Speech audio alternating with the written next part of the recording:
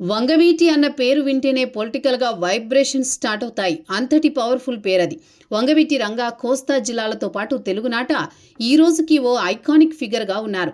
ఆయన 80ల చివరిలో సృష్టించిన రాజకీయ కలకలం అంతా ఇంతా కాదు.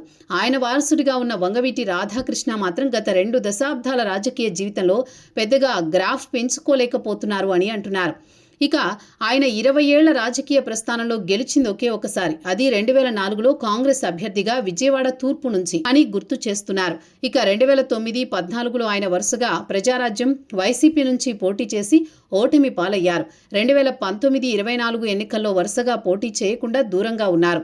ఇక చూస్తే కనుక ఆయన తన 2 దశాబ్దాల రాజకీయ జీవితంలో కాంగ్రెస్ ప్రభుత్వం, వైసీపీ, టీడీపీ ఇలా 4 పార్టీలు మారారు. అయితే ఇప్పుడు ఆయన గురించి మరో ప్రచారం మొదలైంది. ఆయన మళ్లీ కొత్త రాజకీయం స్టార్ట్ చేస్తారు అని, టీడీపీకి దూరంగా ఉంటున్నారు అని.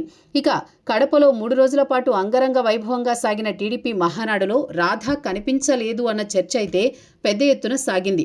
ఆయన నిజంగా రాలేదా, రాకపోతే ఎందుకు రాలేదు అన్నది కూడా అంతా చర్చించుకుంటున్నారు. వంగవీటి రాధా ప్రముఖ నాయకుడిగా కోస్తా జిల్లాల్లో ఉన్నారు.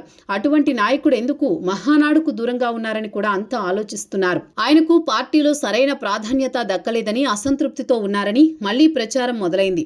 నిజానికి ఆయనకు గడిచిన 16 ఏళ్లుగా ఎలాంటి అధికార పదవి దక్కలేదని అభిమానులు, అనుచరుల ఆవేదనగా ఉంది. దానికి ఆయన స్వయంకృతాపరాధం కూడా కారణమంటున్నారు. ఆయన గెలిచిన పార్టీలో ఉండక అదే సమయానికి ఓడిన పార్టీలోకి వెళ్లడం వల్ల ఛాన్స్ దక్కలేదని అంటున్నారు. 2024లో టీడీపీ అధికారంలోకి వచ్చింది. అయినా ఆయనకు ఏడాదిగా చూస్తే ఏ పదవి దక్కలేదని గుర్తు చేస్తున్నారు. ఎమ్మెల్సీ పదవి ఆయనకు ఇస్తామని చెప్పారని అంటున్నారు. కానీ అదేమీ జరగలేదు. చూడబోతే 2028 దాకా ఎమ్మెల్సీ పదవులు ఏవీ ఖాళీ అయ్యే సూచనలు లేవు. అప్పటిదాకా ఖాళీగా కూర్చోవడమేనా అన్న చర్చ కూడా అనుచర వర్గాల్లో సాగుతోందట. దానికి తోడు పార్టీలో సరైన ప్రాధాన్యత లేదని కూడా అంటున్నారు. దీంతో ఆయన మళ్లీ వైసీపీలోకి వెళతారు అని సోషల్ మీడియా వేదికగా పుకార్లు షికార్లు చేస్తున్నాయి. అయితే రాధా పార్టీలు మారేది లేదని, ఆయన టీడీపీలోనే ఉంటారని, పదవుల విషయంలో ఆయనకు తపన కూడా లేదని అనేవారు ఉన్నారు. అయితే రాజకీయాల్లో ఏది పుకారో, ఏది నిజమో తెలియడం లేదు. దాంతో రాధా చుట్టూ మళ్లీ ఈ రకమైన ప్రచారం మొదలైంది. దానికి కారణం ఆయన పెద్దగా యాక్టివ్గా కనిపించకపోవడమే అంటున్నారు. అదే జరిగితే వీటికి ఎక్కడో ఒకచోట ఫుల్ స్టాప్ పడుతుంది అంటున్నారు.